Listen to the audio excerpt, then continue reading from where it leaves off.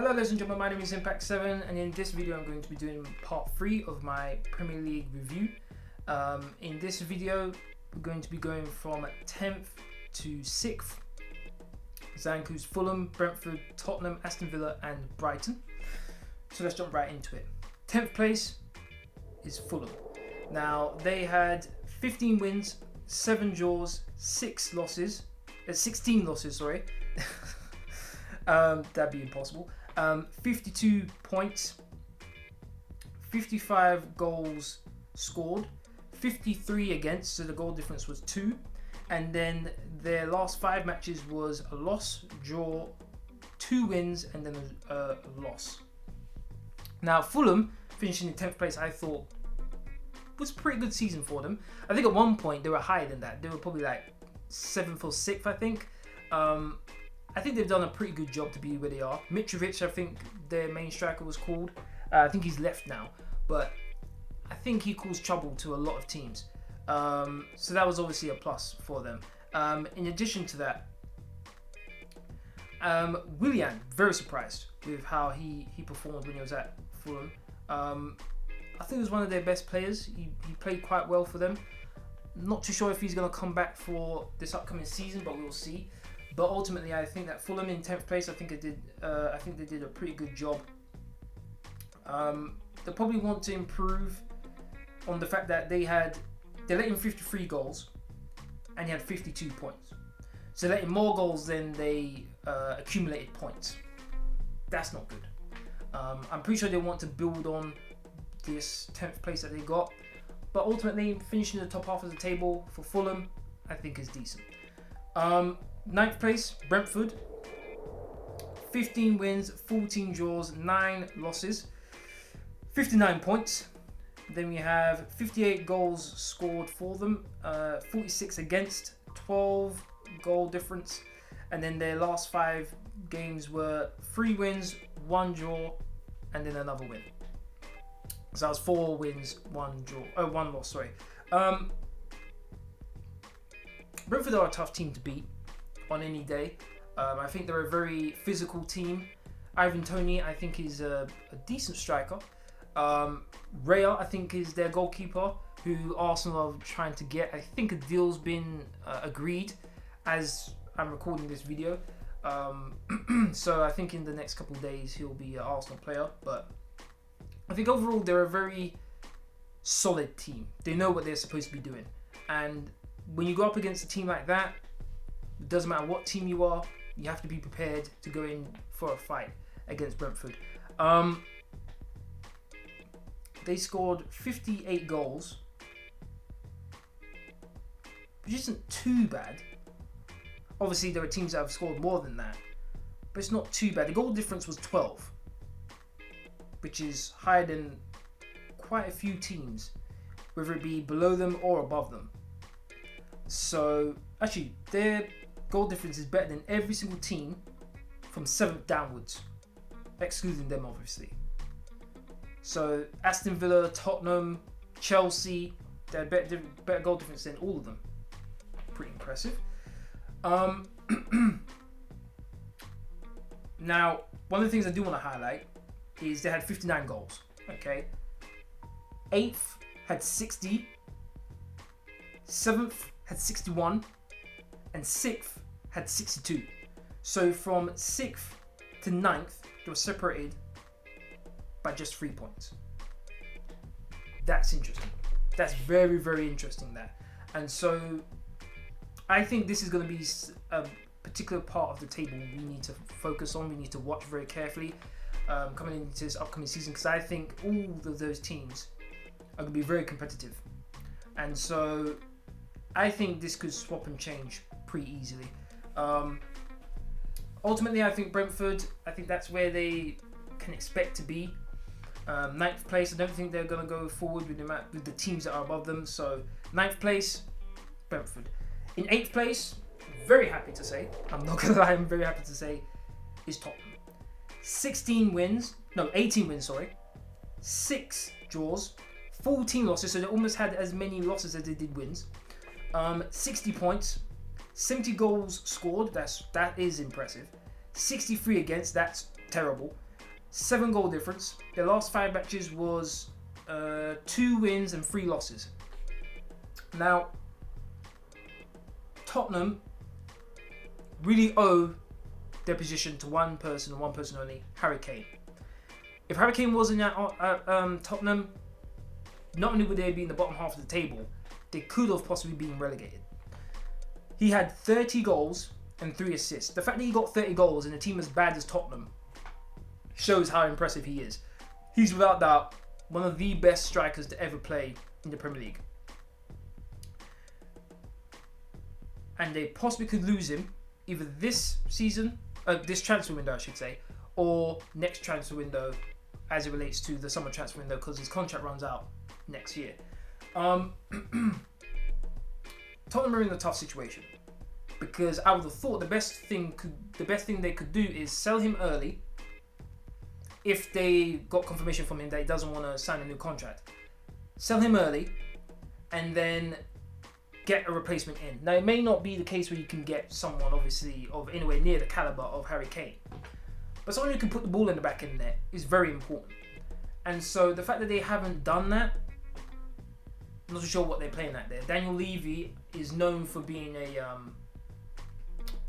tough negotiator. This, I think, is a bad move on his part. I think he should have tried to sell Harry Kane as soon as possible so then he can get in the required replacements. Son had a very disappointing season, 10 goals and 6 assists.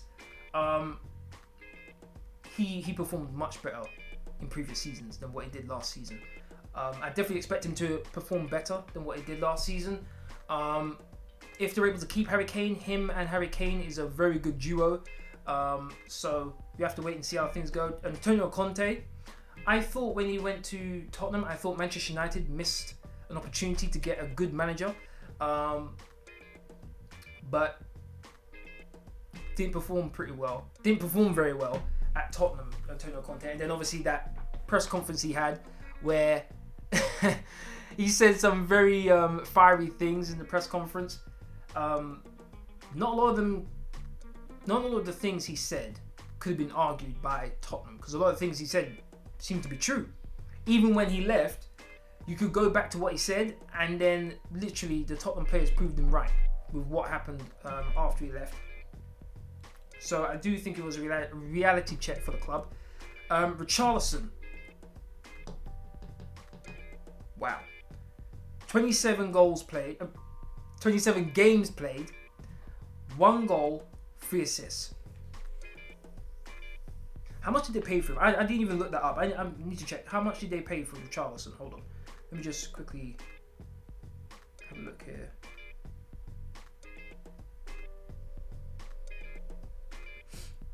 So they paid 60 million for Richarlison. Yeah, no, club record fee. He's not worth that.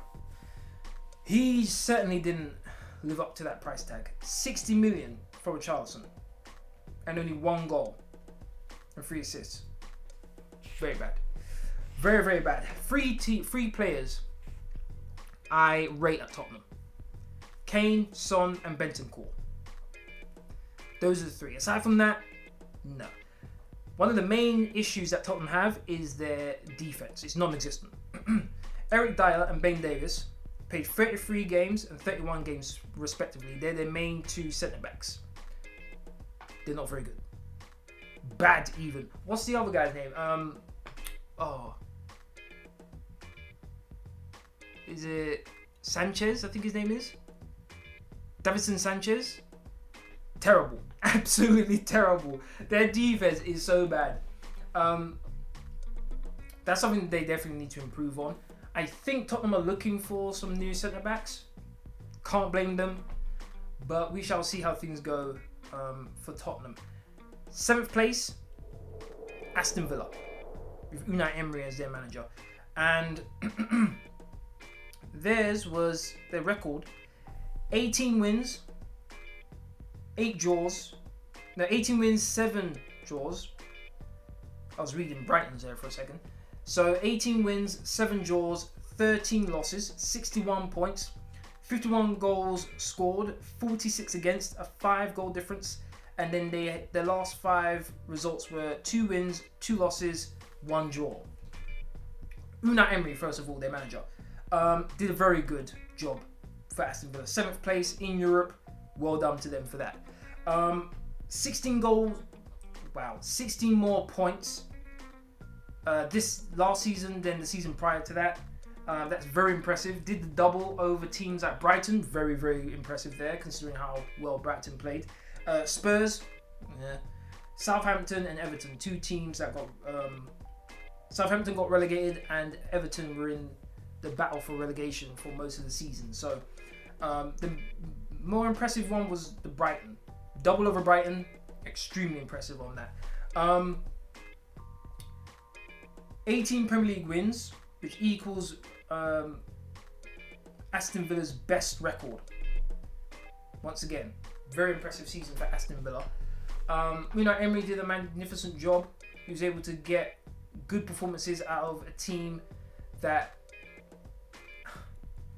I wouldn't say you wouldn't expect them to get 7th, but it's not a team. When you look at some of the other teams, at Tottenham, for example, you probably expect them to finish above them. Chelsea, you expect them to finish above them. So the fact that they got 7th, they were able to take advantage of teams that didn't perform as well as they probably should have. And so now they're in Europe. Hopefully they can do something in Europe. I think Unai Emery is a very good manager. What he's done after he left Arsenal, I think was very impressive.